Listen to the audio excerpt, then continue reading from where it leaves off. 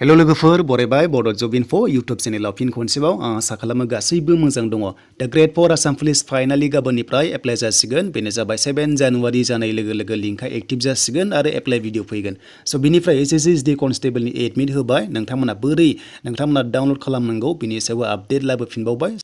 दा बिनिफ्राय गाबोन लोगोफोर एप्लाइ प्रसेस भिडिअ फैगोन नोंथांमोना स्टेप बाय स्टेप नायनानै मबाइलावनो खालामनो हागोन आरो जाहाथे मिस्टेक जायोब्ला नोंथांमोनाहाय थालाङि बायदि आं बेखौ दिन्थिजोबगोन गासैखौ फारि फारि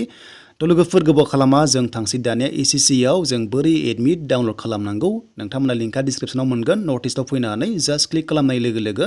अपसन मोनखायो बेनो जाबाय स्टेटास एन्ड एडमिट कार्ड नोंथांमोना बेयाव क्लिक हियाराव थुनाय लोगो लोगो एडमिटखौ डाउनलड खालामदो नोंथांमोननि आइडिखौ होनानै आरो मोनसे बाथ्रा एग्जाम डेटनि नोंथांमोना सानब्रै सिगांसो एडमिट डाउनलड खालामनानै लानो हागोन दा लोगोफोर बेयाव नोंथांमोना नोंनि नामजों नङाब्ला आइडिजों लगइन खालामनानै एडमिटखौ डाउनलड खालामदो आरो बे एग्जामा बेसेबांनि जागोन नोंथांमोनाथ' मिथिखाबाय आरो SSC लोगोफोर सानब्रै सिगां एडमिट होयो मिथिखाबाय देन बिनिफ्राय 160 टटेल मार्क्सनि एग्जाम मोनसे हाबानि 2 मोनगोन 80 कुइसन थागोन लोगोफोर नोंथांमोनाहाय स' टारगेट खालाम 50 प्लास लानो काटअफआव थांनो थाखाय दा जियानो जा लोगोफोर देग्लायनि पस्टआ 45,000 भेकेन्सिस जेराव गोबां चान्सआ दङ स' बेनो नोंथांमोननि गल्डेन चान्स बेनिफ्राय साफा नोंथांमोना कनस्टेबल सेन्ट्रेल लेभेलाव साख्रि मावनो मोनसिगोन SSB CRPF BSF Assam rifle जायखिजाया नोंथांनि सायाव थाबाय बे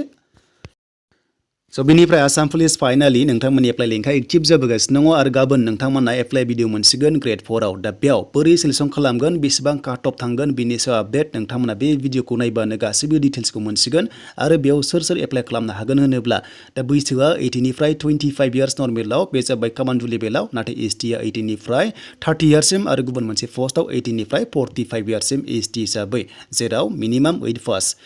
pass 9 pass 10 pass HS pass degree pass नोंथांमोना सोर हागोन गोबां सोंलु जायो दा मिनिमाम 8 पास बेनिफ्राय मैक्सिमाम 12 पाससिम हागोन नाथाय बेयाव डिग्री पासआ हानाय नङा बे ग्रेड 4 लेभेलाव मानोना मोनसे क्राइटेरिया दोनो गभर्नमेन्टआ जेरावनोखि हाया स' बिदिब्ला लोगोफोर बेयाव नोंथांमोना इम्पर्टेन्ट आपडेट जों बे डिटेल्सखौ नोंथांमोना लाबाय थागोन जाहाथे बयबो नोंथांमोना रेडि जायो दा बेनिफ्राय जायफ्रा डिग्री पास नाथाय एमप्लयमेन्ट एक्सचेन्जआव जुदि HS पासल'बा नोंथांमोना हागोन मानोना बेयाव लिरनाय दंखायो जे एमप्लयमेन्ट एक्सचेन्जखौ नांथारगोन होननानै स' बेखायनो नोंथांमोना मारै टेस्ट लागोन होनोब्ला दा लोगोफोर फार्स्टआव जोङो डिटेल्सखौ होगासिनो दङ जेरै नोंथांमोननि PhD बेनिफ्राय डकुमेन्ट्स भेरिफिकेसन बेनिफ्राय स्किल टेस्ट लानाय जागोन दा बेयाव एग्जाम गैया लोगोफोर एग्जाम गैया आरो लोगोसे रानिं गैया अके दा मेक्सिमाम मार्क्सआ 50 अके दा बेयाव काट अफआ 40 टारगेट खालामदोलाय नोंथांमोनाबो जेनेरेल लानो नाथाय ST आ एसे खम थांगोन जेराव 50 निल' जागोन नालाय स' बिनिफ्राय जोंहा डिटेल्सखौ नायबावसै फैदो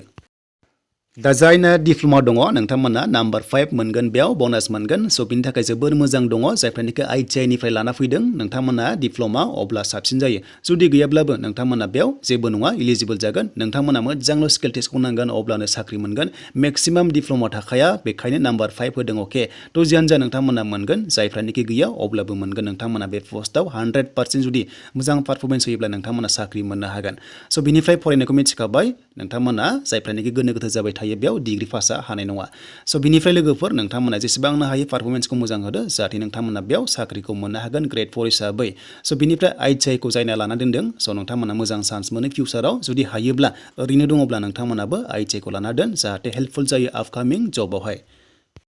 स' बिनिफ्राय फार्स्टआवनो PhD टेस्ट लागोन ST नि हाइटआ जाबाय 158 हौवाफोरा आरो हिन्जावफ्रा 147.5 सेन्टिमिटार आरो लोगोसे चेस्टआ जाबाय 80 सेन्टिमिटार आरो 85 जाहैनांगोन एक्सपेन्ड खालामबा ST फोरा स' बेखौ नायनानैसो जुदि नोंथाङा फिटब्ला स' नोंखौहाय स्किल टेस्टआव थिनहरनाय जागोन बा मेडिकेलखौथ' नायखागोन नोंथांमोना मिथिखाबाय जेरै आसाम पुलिसाव नायो सेम प्रसेस बेखौ नायगोन देन बेनिफ्राय गासैबो फिटब्ला स' नोंथांमोनखौहाय खालामगोन स्किल टेस्ट लाहोगोन आरो स्किल टेस्टआव पास जायोब्ला नोंथांमोना उनावहाय एपइन्टमेन्ट लेटारखौ मोननाय जागोन